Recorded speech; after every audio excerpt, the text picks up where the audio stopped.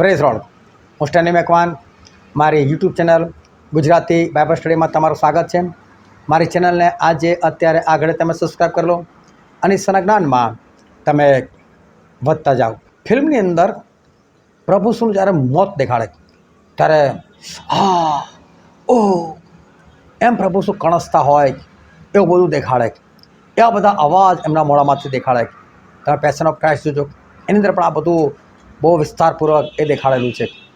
શું ખરેખર પ્રભુ શ્રી ખ્રિસ્તે મારતા હતા ત્યારે એમને દુઃખ થતું હતું? શું કોડાનો માર વાગતો હતો ત્યારે પ્રભુ શ્રી કૃષ્ણને અતિશય દુખાવો થતો હતો? જ્યારે એમને ખિલ્લા મારતા હતા ત્યારે શું એમને દર્દનો અનુભવ થતો હતો? શું પ્રભુ શ્રી કૃષ્ણ ખરેખર એ પોતાના દુખાવાના માટે શું કરાવતા હતા? શું એ બૂમો પાડતા હતા? શું સિસ્કારીઓ ભરતા હતા? શું પ્રભુ શ્રી ખ્રિસ્તે આવું કોઈ કામ કરેલું?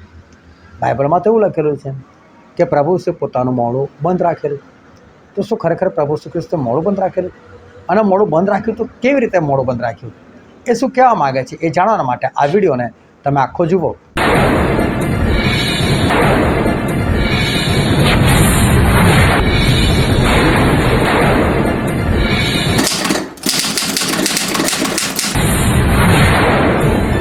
હાલેલુયા.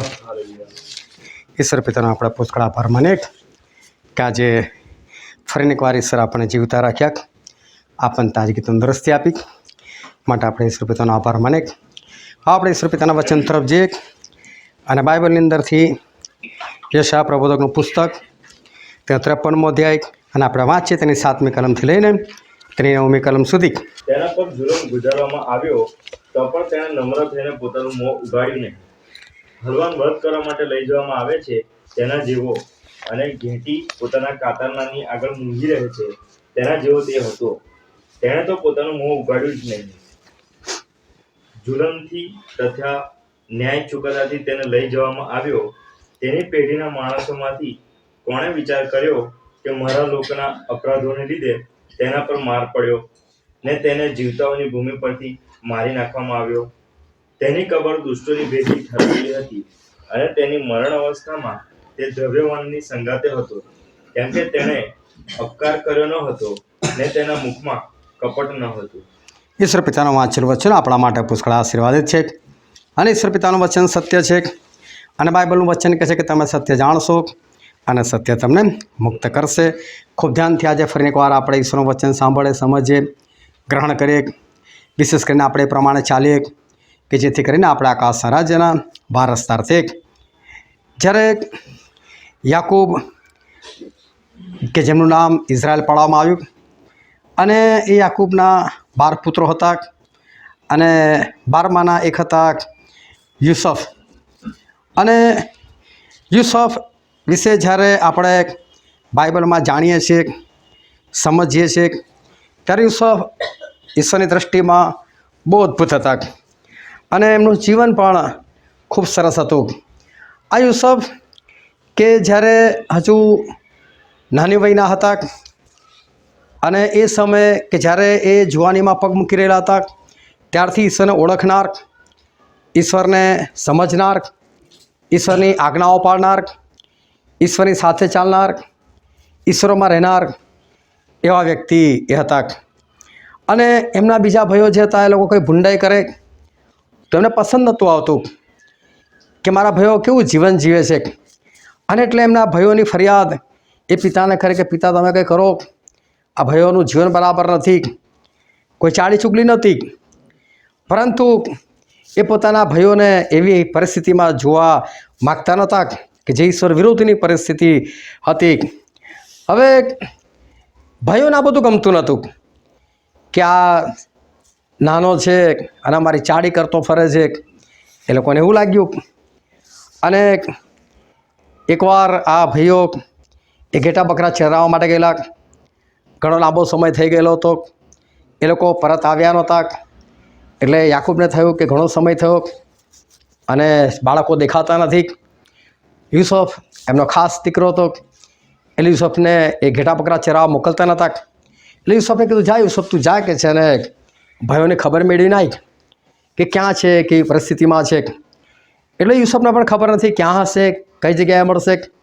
યુસુફ પણ શોધતા શોધતા જાય છે અને પછી એક જગ્યા પર એમને દૂરથી એમના ભાઈઓ દેખાય છે. એમના ભાઈઓને ઓળખી જાય છે કે આ તો મારા ભાઈઓ છે અને બહુ ખુશ થઈ જાય છે કે આજે ઘણા વખત પછી હું ભાઈઓને મળીશ. એટલે જોશથી બૂમ પાડી હશે, ભાઈઓના નામની બૂમ પાડી હશે, હાથ ઊંચા કરીને દેખાડ્યું હશે અને ભાઈઓ પણ જુએ છે કે આ તો યુસુફ છે. એક બહુ પ્રેમથી બોલાવે છે અને બીજા ભાઈઓ જે છે એ લોકો અંદર અંદર વાતો કરે છે કે આ તો પેલો આવ્યો છે, સ્વપ્નપતિ આવ્યો છે. કારણ યુસુફને 2 વખત સપના આવી ગયેલા અને બંને સપનાનો અર્થ એવો હતો કે પોતાના ભાઈઓ કરતાં એ ઊંચાઈ પર જશે. એટલે ભાઈઓને ગમતું નહોતું. એટલે ભાઈઓને એવું કે ચલો આ આવે છે તો આપણે એને મારી જ નાખીએ કે છે. પછી જોઈએ કે એના સપનાનું શું થાય છે. એમ લોકો વિચાર કરે છે અને યુસુફને મારી નાખવાનો પ્લાન કરે છે. પરંતુ મોટો ભાઈ વચ્ચે આવે છે અને આવીને કહે છે કે ભાઈ આ ગમે તેમ તો આપણો ભાઈ છે, આપણે એને મારી નથી નાખો કે છે. એક કામ કરી કે જો આ બાજુમાં આ જગ્યા પર ખાડો છે તો આપણે એને ખાડામાં નાખી દઈએ કે છે. કમસે કમ આપણી પર ખૂનનો ગુનો તો ના લાગે કે છે. અને પછી યુસુફ આવે છે. એ યુસુફ તો ખુશ થઈને આવે છે. એમને કોઈ બધા ભાઈઓને ભેટીને મળું, પરંતુ આ તો લાગ જોઈને જ બેઠેલા હતા અને યુસુફને ઉચકે છે અને નાખે સીધો ખાડામાં. હવે તમે ધ્યાનથી સમજો, આ ખાડો કંઈ 10-12 ફૂટનો ખાડો નહીં હોય. જો કદાચ 10-12 ફૂટનો ખાડો હોય ને તો મને એવું લાગે છે કે યુસુફ આરામથી બહાર આવી જાય. જો આનેમાં પગ મૂકતા છે, તરવરિયા છે એટલે એટલું ચડીને બહાર નીકળી જાય કે બહુ ભારે વસ્તુ નથી. પરંતુ આ ખાડો ઘણો મોટો હોવો જોઈએ, ઊંડો હોવો જોઈએ અને એની અંદર નાખતાની સાથે માણસ કદાચ ના મરે તો પણ 2-4 હાડકાં તો 100% તૂટી જાય. પરંતુ ઈશ્વર એ યુસુફની રક્ષા કરે છે અને ખાડામાં એમને કશું થતું નથી પણ ફેંકવામાં તો આવે છે. હવે જ્યારે માણસના જીવનમાં આવી પરિસ્થિતિ આવે, તમે બહુ ધ્યાન સમજો, પોતાની જગ્યા પર યુસુફની જગ્યા પર તમારી જાતને મૂકીને જોજો કે યુસુફનું જીવન કેવું છે. યુસુફ બહુ સીધા સાદા છે, સિમ્પલ છે, ભાઈઓને પ્રેમ કરે છે અને જે ભાઈઓને પ્રેમ કરે છે એ જ ભાઈઓ એમને ઉચકીને ખાડામાં નાખી દે છે. જો આવી વ્યક્તિને ખાડામાં નાખી દે તો એના મોઢામાંથી શું નીકળવું જોઈએ? એના મોઢામાંથી કેવા શબ્દો નીકળવા જોઈએ? એના મોઢામાંથી કેવો વાણીવિલાસ થવો જોઈએ? એના ભાઈઓને માટે કેવા અપશબ્દો નીકળે, કેવી ગાળો નીકળે, કેવો ક્રોધ આવી જાય કે તમારા માટે મને આટલો પ્રેમ છે, તમને જોવા માટે આવ્યો, તમને મળવા માટે આવ્યો, તમે લોકો આવા, તમે લોકો તેવા, આવો કદાચ બોલે. બધું યુસુફ શાંત છે. યુસુફ કશું બોલતા નથી. જે પરિસ્થિતિ છે એમાં શાંત. અને એટલામાં ત્યાંથી ઇસ્માઇલો જતા હતા અને ઇસ્માઇલો જતા હતા એટલે ભાઈઓ જુએ છે. એટલે ફરી એક ભાઈ વચ્ચે આવે છે કે ચલો આપણે એક કામ કરીએ કે યુસુફને બહાર કાઢીએ, વેચી દઈએ કે છે. અંદર પડ્યો મરી જશે, એના કરતાં આપણે વેચીશું તો કંઈક તો મળશે આપણને. અને એ સમયમાં માણસો વેચાતા હતા અને માણસો જે વેચાતા હતા ને એ કંઈ બહુ જૂની વાત નથી. થોડા વર્ષો આપણા બાપ દાદાના જમાના સુધી આ ગુલામ પ્રથા ચાલતી હતી. એ પછીથી બંધ કરવામાં આવી. પરંતુ માણસો એટલે ગુલામો વેચાતા હતા, લોકો ખરીદતા હતા, એ લોકોને પણ બજાર લાગતું હતું, એવી પરિસ્થિતિ હતી. અને અત્યારે આજે બધા લોકો શોખના ઇયરિંગ પહેરે છે ને, પરંતુ ખરેખર ગુલામ છે ને, ગુલામ એનો કાન વીંધવામાં આવતો હતો. અને ત્યાં આગળ છે ને એક સ્ટીકર કે એવું કંઈક લખાણ લખવામાં આવે કે આ ગુલામ એ મારો છે. એટલે ભાગી ગયો હોય ને તો કોઈ પણ ભાઈ ચાલ તઈનો છે એને તે પાછો સોંપી દે.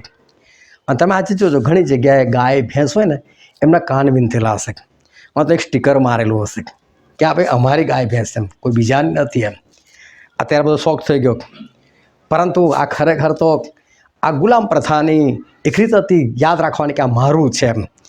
હવે આ યુસુફને આ લોકો ઇસ્માઇલીઓને વેચી નાખે છે. 20 ચાંદીના સિક્કા મળે છે અને ઇસ્માઇલીઓને લઈને જાય છે અને મિસર દેશની અંદર લઈ જાય છે. પરંતુ જતાં જતાં આ યુસુફ ફરી એકવાર ગાળો બોલી શકતા હતા, ક્રોધ કરી શકતા હતા, પરંતુ એમના ભાઈઓને કશું નથી બોલતા.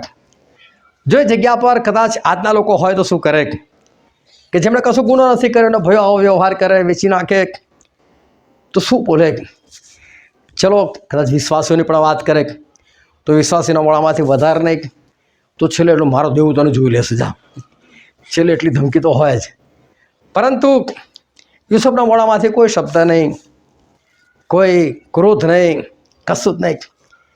મિસર દેશમાં લઈ જાય છે ત્યાં બજાર ભરાયું હશે અને બજારની અંદર બધા ગુલામો બાંધેલી અવસ્થામાં હશે. એ લોકોના હાથે દોરડા બાંધ્યા હશે. કદાચ બીજો છેડો એના માલિકે રાખ્યો હશે, આ ભાગી ના જાય. યુસુફ જુવાન છે, તરવરિયા છે, અને એ શક્યતા છે કે આ માણસ ભાગી જાય તો હાથમાં ના આવે. અને એવી હાલતની અંદર બંધાયેલી હાલતમાં યુસુફ ઊભા હશે અને અંદરથી કેટલો બધો ક્રોધ હોય એ ભાઈઓ પ્રત્યે. અને જેમણે એમને ગુલામ તરીકે ખરીદે છે એ લોકોની પ્રત્યે પણ કેવો ક્રોધ હોય. એ યુસુફ ધારત તો એ ઇસ્માઇલોને પણ કહી શકત કે ભાઈ કામ કરો, હું કહું ને એ રસ્તે લઈ લો, મારા બાપના ઘરે લઈ લો. તમે 20 ચાંદીના સિક્કા આપે છે ને, હું તમને 200 અપાઈ દઉં. બાપા માલદાર છે, આપી દેતા. અને ત્યાં જઈને પેલા ભયો સાથે બદલો લઈ શકતા હતા. યુસુફ એ પણ કામ નથી કરતા. જે થાય થવા દો, જે ઘટનાઓ બને છે બનવા દો. અને ત્યાં મિસર દેશની અંદર તો બજાર લાગે છે. યુસુફ ત્યાં ગુલામીની હાલતમાં છે. એક ધનવાન પુરુષ, એમનો છોકરો, એમનો ચાહીતો છોકરો આવી હાલતમાં છે. અને ત્યાં આગળ યુસુફની બોલી બોલાવવામાં આવે છે. અને ફારૂન રાજાના જે અંગરક્ષકો હતા, એમનો જે અધિકારી હતો પોટીફાર, એ યુસુફને જુએ છે અને થાય કે આ છોકરો સારો છે, ગુલામ તરીકે લઈ લો એને. યુસુફને ખરીદે છે, પોતાના ઘરે લાવે છે અને ગુલામ બનાવીને રાખે છે. યુસુફને કોઈ કામ સોંપે છે. જો યુસુફ બિલકુલ ઈમાનદારીથી, ગુલામ છું તો ગુલામ જ રહું, ગુલામ તરીકે ઈમાનદારીથી કામ કરે છે. એવું નહીં કહું માલદાર ઘરનો છોકરો છું, મને નથી આવડતું. એ પોટીફારને પણ કહી શકતા હતા કે ભાઈ પોટીફાર, હું બહુ માલદાર છું, તે મને જેટલા પૈસા આમ ખરીદે છે ડબલ અપાઈ દઉં, 3 ગણા અપાઈ દઉં, 10 ગણા અપાઈ દઉં. તું ખાલી મને મારા ઘરે પહોંચાડ, તું ચાલ મારી સાથે, મને બાંધેલી અવસ્થામાં જ લઈ જા, કોઈ વાંધો નથી, હું કોઈ ભાગવાનો નથી. એવું કરી શકતા હતા, પણ યુસુફ કશું જ નથી કરતા. યુસુફ ચૂપચાપ આ બધું સહન કરે છે. એમના મોઢામાંથી એક શબ્દ નહીં, કોઈ અવાજ નહીં. અને યુસુફ જાય છે, એમના ઘરની અંદર ગુલામ બને છે. જે કામ સોંપે છે એ કામ ઈમાનદારીપૂર્વક કરે છે. અને કામ જ્યારે પોટીફાર જોવે છે તો પોટીફારને ખ્યાલ આવે છે કે આ છોકરો બહુ ઈમાનદારીથી કામ કરે છે. અને જે કામ કરે છે એની અંદર આશીર્વાદ મળે છે. અને આશીર્વાદનું કારણ એ છે કે એનો દેવ એની સાથે છે. એ પોટીફાર અનુભવ કરે છે. એવું બાઇબલમાં લખેલું છે કે એનો દેવ યહોવા એની સાથે છે. કઈથી એને ખબર પડી? પણ આ યુસુફ સવાર બપોર સાંજ એ પ્રાર્થના કરતા હશે. પ્રાર્થનામાં એમનું જીવન હશે ને પોટીફારે ઘણી વખત એમને પ્રાર્થના કરતા જોયા હશે.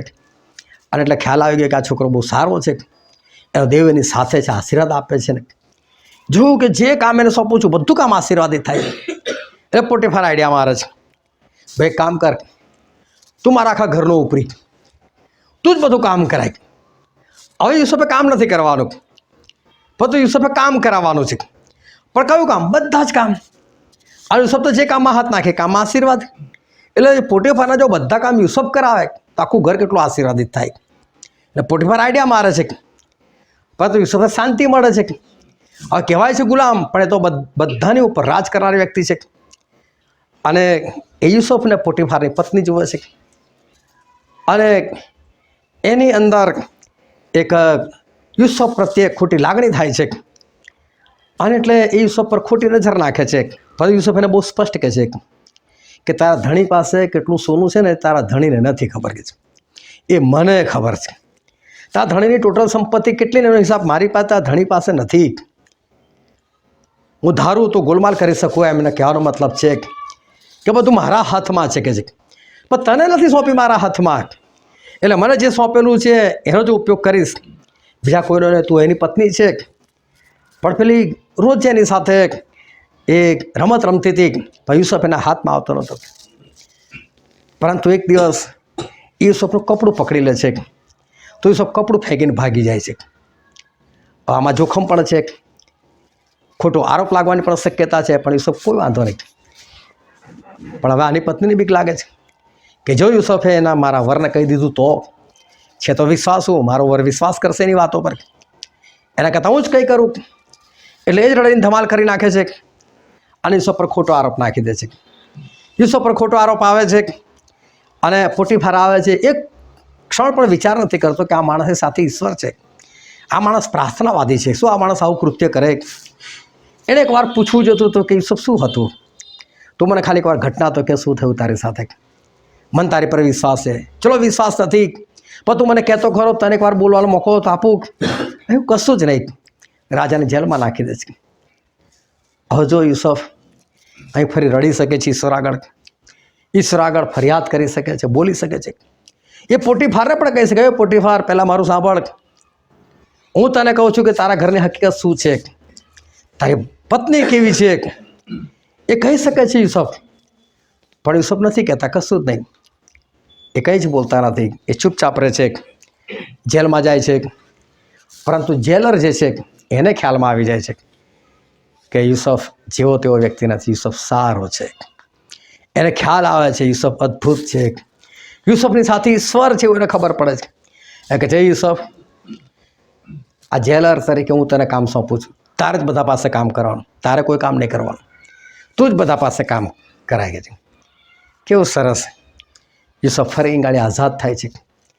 ભલે કહેવાય કેદી, પરંતુ ઈશ્વરે એમને ત્યાં પણ શાંતિ આપેલી છે.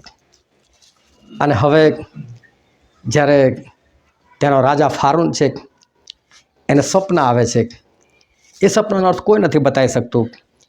ત્યારે યુસુફ સ્વપ્નનો અર્થ બતાવે છે. એ જેલમાંથી આઝાદ થાય છે અને મિસર દેશનો પ્રેસિડેન્ટ બને છે અને ત્યાં રાજ કરે છે. ઈશ્વર આ યુસુફને છોડાવે છે. પરંતુ એની પહેલાં 13 વર્ષ યુસુફના એવા વીતી ગયા કે જે ભયંકરતાના વર્ષો કહેવાય. આપણે 13 દિવસની વાત નથી કરતા, 13 મહિનાની વાત નથી કરતા, 13 વર્ષોની વાત કરે છે. એ 17 વર્ષના હતા ત્યારથી એમના જીવનની ઘટનાએ નેગેટિવ બાજુ એક પગલું ભર્યું અને જ્યારે જેલમાંથી આઝાદ થાય ત્યારે 30 વર્ષના હતા. આ 13 વર્ષ યુસુફ માટે ઘણી મોટી વાત હતી. એમની જે ખરી જોવાની હતી, ભલે ઈશ્વરે એમને ગુલામ તરીકે રાહત આપી, એમને કેદી તરીકે રાહત આપી, બધી વસ્તુ બરાબર, પણ લોકોની જેમ આઝાદ બહાર ફરી તો નહોતા શકતા ને, પોતાના મા બાપ સાથે રહી તો ન શક્યા ને, પોતાની મરજી મુજબનું ખાઈ પી તો નથી શક્યા ને. આમ ભલે ઈશ્વર એમને રાહત આપી, પરંતુ આ 13 વર્ષ જીવનના અતિ મૂલ્યવાન અને એવી ઉંમર કે જ્યારે દોડી શકે છે, ખાઈ શકે છે, પી શકે છે, એવી ઉંમરની અંદર એમણે આ 13 વર્ષ ગુમાવવા પડ્યા. પરંતુ યુસુફે કદી કોઈ માણસની આગળ, ઈશ્વરની આગળ કદી કોઈ વાત નથી કરી, કદી કશું ખોટું નથી કર્યું. અને એનું એક કારણ છે કે યુસુફ ઈશ્વર પ્રત્યે પ્રેમ ધરાવે છે, ઈશ્વરને ઓળખે છે. અને આ જ યુસુફના પિતા યાકૂબ, કે જેનું નામ ઇઝરાયલ પાડવામાં આવ્યું હતું, જ્યારે એ યાકૂબ વિશે આપણે વાંચીએ, યાકૂબ વિશે જ્યારે આપણે સમજીએ છીએ કે યાકૂબ કેવા હતા. એ રિબકા જ્યારે ગર્ભવતી હોય છે અને પેટની અંદર 2 બાળકો હોય છે, એક એસાવ અને એક યાકૂબ. અને યાકૂબ પહેલાં જન્મ લેવાના હતા, પરંતુ એમની સાથે છેતરપિંડી એ ગર્ભસ્થાનથી થાય છે. અને જે નાનો દીકરો હતો એટલે કે એસાવ, એ ધક્કો મારીને પહેલો જન્મ લઈ લે છે. એ મોટો બની જાય છે, જ્યેષ્ઠ પુત્ર બની જાય છે, કે જેથી કરીને એના બાપની જે સંપત્તિ છે એમાં અડધો ભાગ મળી જાય. અને યાકૂબ આ બધું જુએ છે, યાકૂબ સમજે છે. જો એસાવને આટલી બુદ્ધિ છે તો યાકૂબને પણ બુદ્ધિ છે, પણ યાકૂબ કશું નથી બોલતા, યાકૂબ કોઈ પગલું નથી ભરતા. અને એ કદી કહેતા નથી કે મમ્મી અમારી પરિસ્થિતિ અંદર આવી હતી. એની મા માનત, કેમ કે ઈશ્વરે કીધેલું હતું કે અંદર લડાલડ થઈ રહી છે કે છે, અને જે મોટો આવશે ને નાનાનો દાસ થશે, એના કામ અંદરથી જ ખરાબ છે કે છે. એ પેલા ધક્કો મારીને આવી રહ્યો છે, એટલે રિબકાને પણ ખબર હતી. પરંતુ યાકૂબ કદી કશું બોલતા નથી. જુવાન થાય છે છોકરાઓ, અને યાકૂબ એકવાર સરસ શાક બનાવે છે અને સાવ એ શિકાર કરીને આવે છે. આ શિકાર કરીને આવે છે ને કહે છે કે મને ખાવાનું આપ, મને ભૂખ લાગી છે. ત્યારે યાકૂબને યાદ આવે છે જ્યેષ્ઠ પુત્ર હું છું, અને જે જ્યેષ્ઠ છે એને તો ઈશ્વરની સેવા કરવાની છે, અને એ સેવા કરવાનું સૌભાગ્ય મને ક્યાંથી, કેમ કે તું મોટો બનેલો છે. એક કામ કર, તારો જ્યેષ્ઠ પણ મને વેચી દે કે છે. તો કહે છે કે હું આ તને શાક આપું ખાવા માટે કે છે. જો કોઈ છેતરપિંડી નથી, સ્પષ્ટ કહે છે વેચા તું આપ. તમે કોઈ વસ્તુ વેચો છો અને તમારી પાસે કોઈ ખરીદનાર આવે છે કે જે મારે લેવું છે, મરજી તમારી છે, ગમે તે ભાવ ઠરે, આપણે મરજી તમારી, માલિક તમે છો, વેચવું ના વેચવું તમારા હાથની વસ્તુ છે, એમાં છેતરપિંડીનો કોઈ સવાલ નથી. અને સાવ વેચે છે જ્યેષ્ઠપણું એક ભોજનના બદલામાં. યાકૂબ એને ખરીદે છે. હવે યાકૂબ મોટા છે એટલે ઈસાક પાસેથી જે આશીર્વાદ મેળવવાનો છે એ યાકૂબે મેળવવાનો છે. એટલે યાકૂબ મેળવે છે આશીર્વાદ.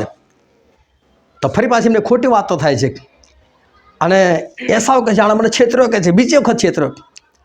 એને કોઈ છેતરો નથી, એ મોટો બન્યો છે, તારી પાસેથી જસ્ટ પણ વેચાતું લીધેલું છે, તો હવે આશીર્વાદ એમનો છે. અને એસાવ નક્કી કરે છે કે હું યાકૂબને મારી નાખીશ કે છે. અને યાકૂબની માં કહે છે કે બેટા તું ભાગી જાય કે છે. એ વખતે યાકૂબ એવું કહી શકતા હતા, હું શું કામ ભાગું, મેં શું ખોટું કરેલું છે? અને એસાવ મને મારા તો હું બેસી રહેલો છું, મેં હાથમાં બંગડો પહેર્યો છે, મારામાં તાકાત નથી, હું નથી મારી શકતો. એ બી કહી શકતા, પણ ચૂપ, કશું જ નહીં. ઓકે મમ્મી, તમે કહેજો ભાગી જાઉં. ઈસાક આવે, જા બેટા તું લાબાનના ઘરે જતો રહે કે છે. અને લાબાનની જે છોકરી છે એની સાથે તું લગ્ન કરી લે છે કે જા. અને એટલે આ યાકૂબ એ ત્યાંથી ભાગી જાય છે અને લાબાનના ઘરે જાય છે. લાબાનના ઘરે જાય છે એટલે બાપની આજ્ઞા યાદ છે, એ મને લગ્ન કરવાનું કીધું છે. લાબાનની બબ્બે છોકરીઓ છે એટલે રાહેલ પર પસંદગી ઉતારે છે કે મારા એની સાથે લગ્ન કરવું છે. લાબાન કે કરાવી દઉં લગ્ન, 7 વર્ષ મજૂરી કર. હવે વિચાર કરો કે આવી રીતે લગ્ન થાય છે, મજૂરી કરાવવાથી લગ્ન થાય છે. પણ લાબાનને ખબર છે કે આને અત્યારે ગરજ પણ છે મારી, એને અત્યારે મારી સાથે રહેવું પડે એવું છે, એને બધી પરિસ્થિતિ કીધેલી છે. અને એટલે મજૂરી કરો ભાઈ 7 વર્ષ કે છે, તો હું તને આપું કે છે. એનો ગેરફાયદો ઉઠાવે છે. પણ યાકૂબ એક પણ વખત એવું નથી કે મારા બાપાને જઈને કહી દેશે કે તું મારી સાથે આવું કરે છે, પરંતુ શાંતિ સહન કરવું કે ચલો વાંધો 7 વર્ષ મજૂરી કરી લઉં. 7 વર્ષની મજૂરી પછી લાબાન છેતરપિંડી કરે છે અને લેહાને પરણાવી દે છે. અને લેહા સાથે લગ્ન કર્યા પછી સવારે એને ખબર પડે છે કે મારી સાથે લેહા હતી કે છે. લાબાને કીધું તે મારી સાથે છેતરપિંડી કેમ કરી કે છે, મારા રાહલ સાથે લગ્ન કરું હતું તો કે એ પણ આપું ને તને કે 7 વર્ષ મજૂરી કરે કે છે. રાહલ માટે ફરી પાછી મજૂરી કરી, ફરી મજૂરી કરી ત્યારે 14 વર્ષે એને રાહેલ આપવામાં આવી.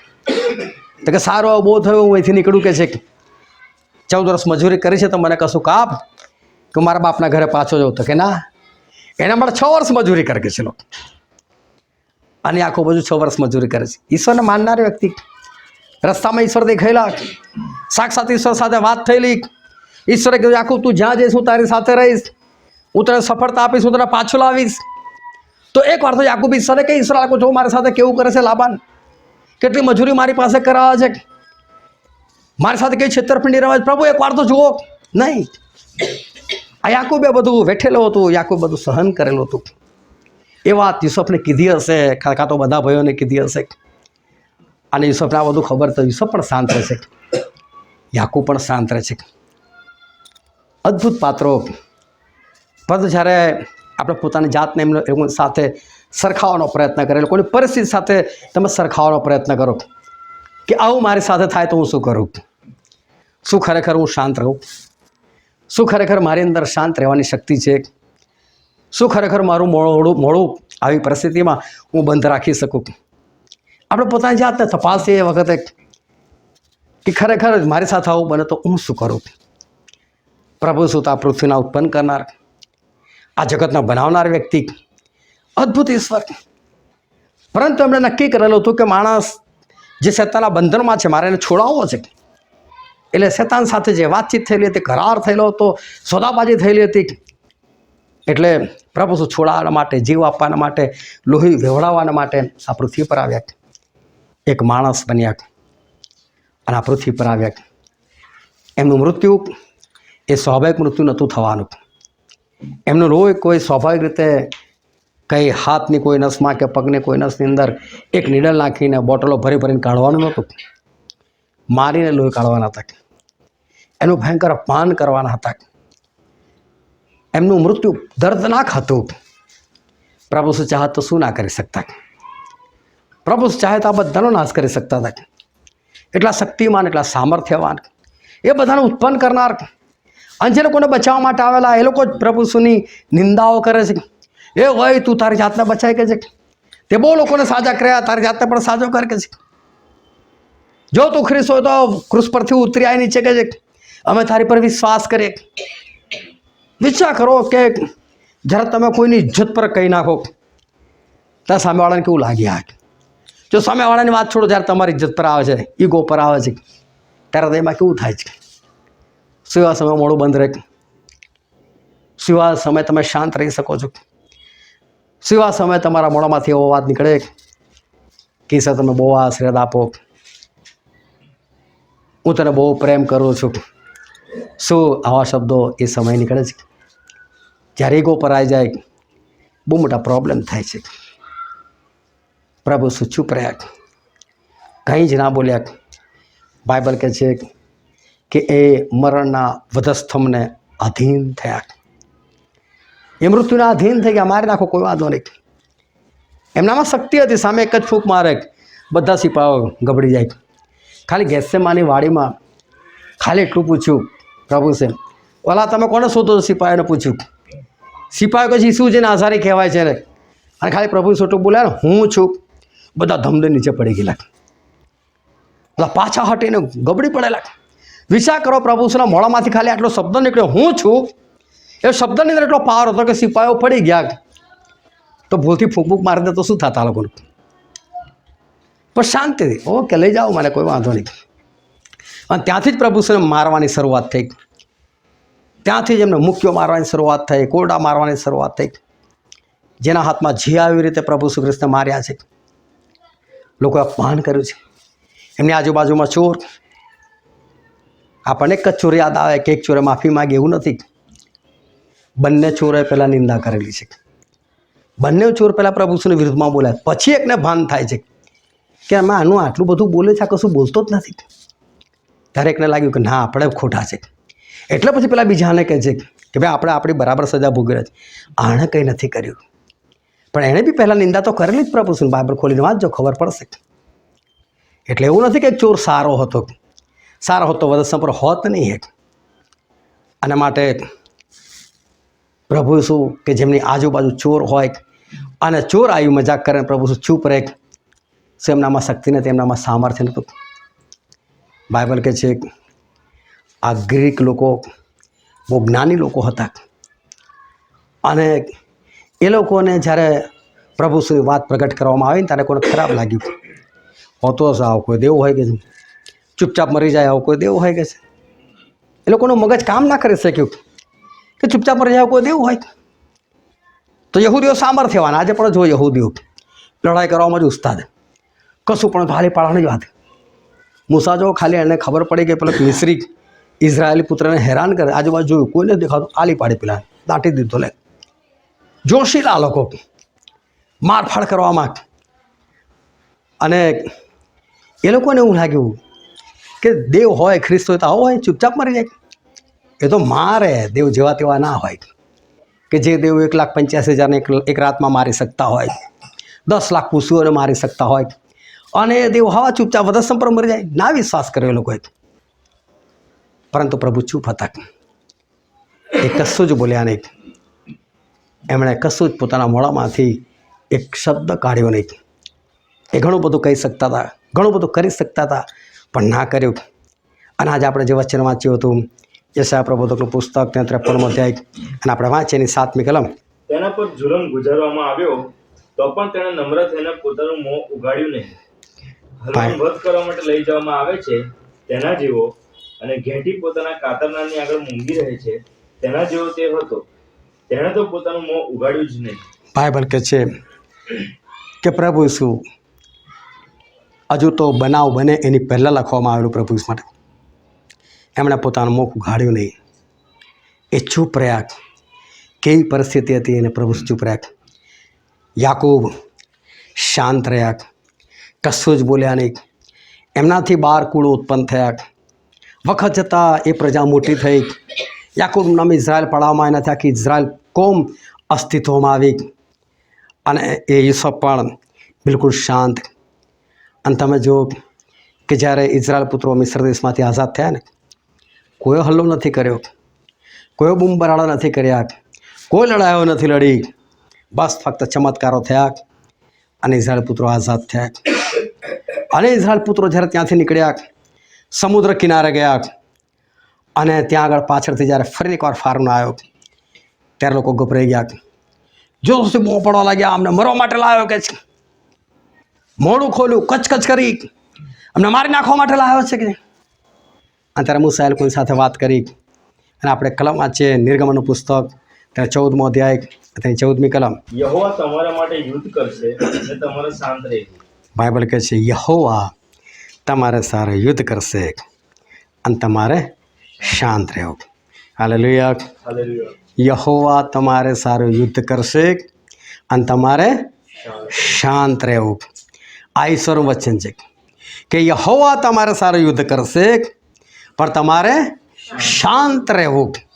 તમે ચૂપચાપ રહો તો હું લડીશ, પણ જો અવાજ કરશો તો હું નહીં લડું. પ્રભુ શું કહે છે? તમે શાંત રહો, યહોવા તમારે સારું યુદ્ધ લડશે. તો એનો બીજો મતલબ એવો થાય કે તમે શાંત નહીં રહો તો હું પણ નહીં લડું. પછી તમે તમારી લડત પોતે લડ્યા કરો, જાઓ. તમે શાંત રહેશો તો હું લડીશ. જો યાકૂબ શાંત રહ્યા, કંઈ જ ના બોલ્યા, અને તમે જોયું ઈશ્વર એમને સફળતા આપી. યાકૂબ સફળ થયા. ભલે 20 વર્ષ મજૂરી કરી, જોરદાર કામો થયા ત્યાં, અને મોટું રાચ રચેલું લઈને સફળતાપૂર્વક એ પોતાના દેશમાં પાછા આવ્યા. પહેરેલા કપડે ગયેલા અને કેટલા આશીર્વાદિત થઈને પાછા આવ્યા. પત્ની ને બાળકો ને ઘેટા બકરા સોનું ચાંદી કેટલું બધું લઈને આવ્યા. શાંત રહો તો ઈશ્વર તમારે સારું યુદ્ધ લડે છે. તમે કચકચ કરો તો પછી તમે લડો, પછી ઈશ્વરને લડવાની કોઈ જરૂર નથી.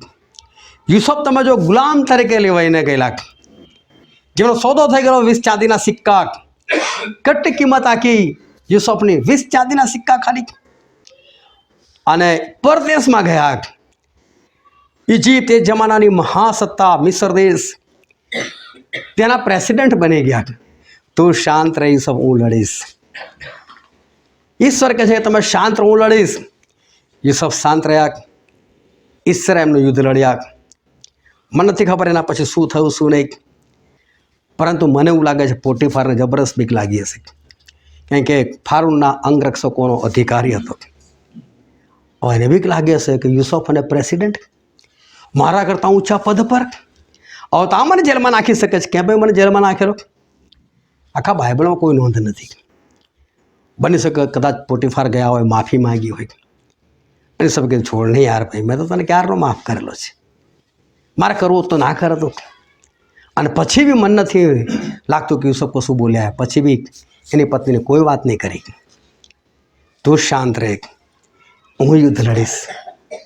અને યુસુફ પણ શાંત રહ્યા, અને ઈશ્વરે એમનું યુદ્ધ લડ્યું. પ્રભુ ઈસુ શાંત રહ્યા, કંઈ જ ના બોલ્યા. એ ધારો તો એમને મારનારને મારી શકતા હતા, પણ તમે વિચાર કરો કે જેનું લોહીનું એક એક ટીપું નીકળી ગયું હોય, એ ડેડ બોડીમાં પણ કશું રહ્યું હોય?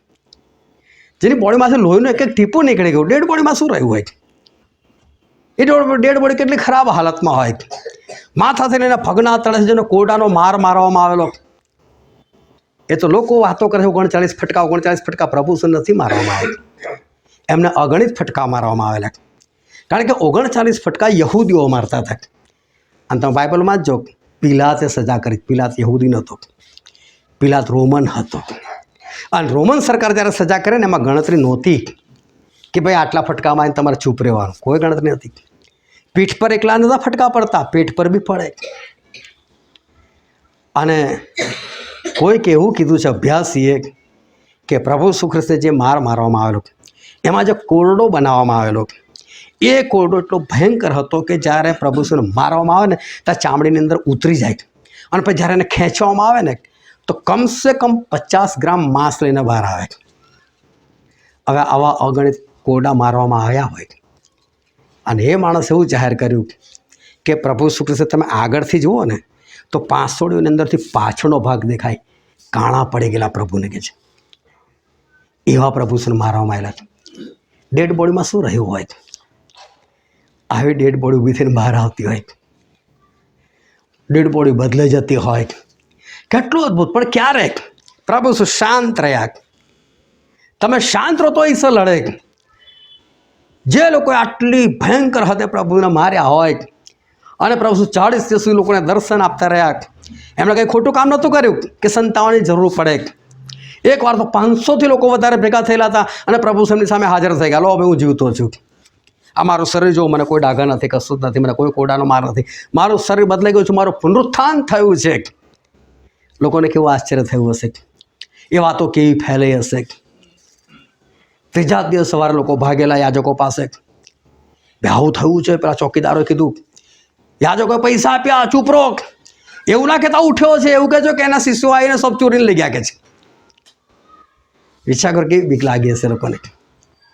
અને પિત્તર પહેલી વખત 50મા દિવસે ઉપદેશ કર્યો ને તારે એ લોકોને જ કર્યો, જે ઈસુને તમે મારી નાખ્યો ને બદલો લેવા આવનાર છે. ગભરાઈ ગયા બધા. ઓ પિત્તર અમે શું કરીએ? તો કે પસ્તાવો કરો, બાપ્તિસ્મા લો કે તમારા પાપ ભૂસાઈને તમને પવિત્ર આત્માનું દાન મળે. કેટલી અદ્ભુત વાત. પ્રભુ શું શાંત રહ્યા. તો જો આજે આખી પૃથ્વી પર છવાયેલા છે. કોઈક તો એવું દેખાડો કે જે પ્રભુ ઈસુ વિશે ના જાણતો, ભલે ઊંડાણપૂર્વક નહીં, પણ એટલું તો ખબર છે ને ઈસુ નામના કોઈ હતા. તમે ખાલી કોઈને વધસ્તંભ દેખાડતો ને દોરેલો બી, તો બી ખબર પડે કે આની પર ઈસુ મરેલા. પરંતુ એનું કારણ છે કે પ્રભુ ઈસુ શાંત રહેલા, અને માટે આજે પ્રભુ ઈસુ ખ્રિસ્ત ચારે તરફ એ છવાઈ ગયેલા છે. એ જીવતા થયા, એમને સફળતા મળી, એ જે કામ કરવા માટે આવેલા એ કામમાં સફળ રહ્યા. પરંતુ તમે બહુ ધ્યાનથી સમજો, આજે ઈશ્વર કહે છે કે તું ચૂપ રહે અને યહોવા તારે સારું યુદ્ધ લડશે. પરંતુ ઇઝરાયલ પુત્રોએ કચકચ કરી, અને ઇઝરાયલ પુત્રોએ કચકચ કરી. જે 20 વર્ષથી વધારે ઉંમરના હતા એ લોકોની ગણતરી કરવામાં આવેલી પુખ્ત વયના લોકોની 6,03,550. એમાંથી યહોશુઆને કાલે સારી રીતે ચાલે એટલે 2ને છોડીને 6,03,548 લોકો, જે લોકોએ કચકચ કરીને બધા રસ્તામાં મર્યા. અને મારે ધ્યાનથી સમજજો, કચકચ કરશો ને તો રસ્તામાં મરશો, સ્વર્ગ નહીં પહોંચાય, વિશ્રામના દેશમાં નહીં પહોંચાય. પણ ચૂપ રહેશો ને શાંત રહેશો તો ઈશ્વર તમારે સારું લડશે, તમને સફળતા પણ આપશે ને ત્યાં પહોંચાડશે. પેલા 20 વર્ષથી નાના હતા ને એ લોકો બધું કચકચ જોઈ જોઈને જ મોટા થયા. બાપાઓને મરતા જોયા, આ કે બહુ કચકચ કરતા હતા, મર્યા. તમે યહોશુઆના પુસ્તકમાં જોજો, યહોશુઆ સામે કોઈ આંગળી ચીંધી હોય તો, યહોશુઆની સામે કોઈ બોલ્યું હોય, શાંત રહ્યા બધા. ના ભાઈ ના બોલાય, બાપા મરી ગયા, મારે નથી મરવું. અને ઇઝરાયલ પર જે શાંત રહી એ તો બધા પહોંચી ગયા ત્યાં, વિશ્રામના દેશમાં પહોંચી ગયા. આજે પ્રભુ કહેવા માગે છે કે પ્રભુ શું મોં ના ખોલ્યું, તો પ્રભુ આજે એ સ્વર્ગીય સ્થાનની અંદર એ સિંહાસનની ઉપર જમણી સાઈડ બેઠેલા છે. એમનું સિંહાસન એટલું બધું મોટું છે કે આપણા માટે પણ ત્યાં જગ્યા છે. પણ આજે પ્રભુ ખાલી આપણને એક જ કહે છે કે તમે શાંત રહો. કે છે તમે શાંત રહેશો તો કહે છે કે હું લડાઈ લડીશ. અને તમે જુઓ જ્યારે પૃથ્વી પર વસ્તી ઓછી હતી અને એ ઓછી વસ્તીની અંદર એક જ ટોળું હતું, અને ટોળું ફરતું ફરતું બધું સિનાર દેશમાં આવે છે. અને એ લોકોનો જે આગેવાન હતો એનું નામ હતું નિમ્રોદ. આ નિમ્રોદ ત્યાં મેદાનમાં રોકાયો, બધા રોકાઈ જાઓ કે સિંગાડી. અને આ નિમ્રોદ બહુ ઘમંડી હતો. એના વિશે બાઇબલમાં એવું લખવામાં આવ્યું કે યહોવા સામે નિમ્રોદ જેવો બળવાન શિકારી, બળવાન હતો, સામર્થ્યવાન હતો. બધાના કયામાં હતા. આખી પૃથ્વી પર એક જ ભાષા હતી, હિબ્રુ ભાષા. બસ કે ચલો આપણે કાંઈ મોટી બિલ્ડિંગ બાંધીએ આપણે, અને મોટી બિલ્ડિંગ બાંધી શરૂઆત કરી, સફળતાપૂર્વક આગળ વધતા ગયા, બૂમો પાડતા ગયા. બાઇબલમાં નથી લખ્યું પણ અભ્યાસ એવું કહે છે કે આ નિમ્રોદ એ પોતાની જાતને દેવ માનતો હતો, અને લોકોને એવું કહેતો હતો કે તમારો દેવ કોણ હતો? કે નિમ્રોદ દેવ છે. એમ આપણને નથી ખબર આવું એણે કર્યું નહીં કર્યું, પરંતુ ભયંકર કચકચ, અવાજ, રેતી લાવો, સિમેન્ટ લાવો, ઈંટ લાવો, એ જમાનામાં જે બધું વપરાતું હશે એ પ્રમાણે, અને ભયંકર અવાજ હતો. અને પ્રભુ આવ્યા, અને પ્રભુ આવીને બધી ભાષા બદલી નાખી. બધા ગૂંચવાઈ ગયા, એક મનના હતા, એક ચિત્તના હતા, પણ શાંત નહોતા, ના સફળ થયા. આજે પણ ખંડેર હાલતમાં આ બાબિલોન ઊભું છે, જે આજે પણ સાબિતી આપે છે કે તમે ભલે ને એક મનના એક ચિત્તના હો પણ કચકચ હોય તો સફળ ના થાવ. એ જગ્યાનું નામ બાબિલ એટલે ગૂંચવણ પડી ગયું. જ્યારે તમે બોલો છો ને ત્યારે ગૂંચવણ પેદા થાય છે. જે તમારા મોડામાંથી એવા શબ્દો ને કે તારે ગૂંચવણ પેદા થાય, કોઈને નથી ખબર પડતી શું થઈ રહ્યું છે, કોણ શું બોલી રહ્યું છે. પણ જ્યાં તમે શાંત રહો છો ને ત્યાં શાંતિ જળવાય છે. જ્યાં તમે શાંત રહો છો ત્યારે ઈશ્વર તમારા સારું લડે છે અને ઈશ્વર તમને યોગ્ય જગ્યા પર પહોંચાડે છે. પણ જ્યારે તમે બોલો છો ત્યારે કંઈ થતું નથી. અને માટે પ્રભુ આપણને નમૂના આપે, એમનું મોઢું બંધ હતું. આપણે મોઢું બંધ રાખીએ. કહો તમારો ઈગો, કઈ તમારી ઇજ્જત, એક માટેથી વધારે તમારી કોઈ ઇજ્જત નથી. જે દિવસ આત્મા નીકળી ગયો ને પ્રભુએ આપેલો, તમારા અડીને સગાઓ બી કહેશે કે આને દાટી આવો. ભૂલથી બી કબર ખોદીને તમને ફરી મોઢું જોવા નહીં આવવાના તે ગાડી. કોઈ ઇજ્જત નથી તમારી. આપણે માટી છે, માટી ભેગા પાછા તરફ સાનો ઈગો, સાનો ઘમંડ રાખવાનું આપણે કે આપણે બોલવું પડે. ચૂપ રહેતા શીખો તો તમારું યુદ્ધ ઈશ્વર લડશે. બાકી બોલતા રહેશો તો સફળતા પણ નહીં મળે, રસ્તામાં નાશ પામશો ને વિશ્રામ રહેશો કહી રહી જશે. અને આજે ઈશ્વર આપણને કહેવા માગે છે કે યાકૂબ જેવા સામર્થ્યવાન વ્યક્તિ શાંત રહ્યા, યુસુફ જેવો સામર્થ્યવાન વ્યક્તિ ચૂપ રહ્યા, પ્રભુ જે દેવ છે છતાં પણ શાંત રહ્યા. અને જે ઇઝરાયલ પ્રજા શાંત રહી, બધા વિશ્રામના દેશમાં પહોંચી ગયા. પરંતુ કચકચ કરનારા કદી પહોંચતા નથી. અને માટે આપણે કચકચ ના કરીએ, શાંત રહીએ અને આકાશ રાજ્યના આપણે વારસદાર બનીએ. હાલેલુયા. આપણે દરેક જ્યાં આપણે આંખોને બંધ કરીએ, આપણા મસ્તકો આપણે જીવતા દઈને હજુરમાં નમાય. એ સ્વરૂપ વચન કહે છે કે તારે શાંત રહેવું અને યહોવા તારે સારું યુદ્ધ લડશે. ઈશ્વર આપણા માટે યુદ્ધ લડે છે. પણ જો તમે શાંત રહો તો, અને જો તમે શાંત નથી રહેતા તો ઈશ્વર તમારે સારું લડતા પણ નથી. જો તમે શાંત રહો છો, તમે સફળતા પ્રાપ્ત કરો છો, તમે બોલો છો તો તમે નાશ પામો છો. આજે સમય છે કે આપણે સત્યને જાણીએ, સત્યથી મુક્ત થઈએ. ઈશ્વર આપણને કહેવા માગે તું શાંત રહે. યુસુફ શાંત રહ્યા તો સફળતા પ્રાપ્ત કરી, યાકૂબ શાંત રહ્યા તો સફળતા પ્રાપ્ત કરી. પ્રભુ શું શાંત રહ્યા તો આજે સ્વર્ગની અંદર સરસ જગ્યા પર બેઠેલા છે.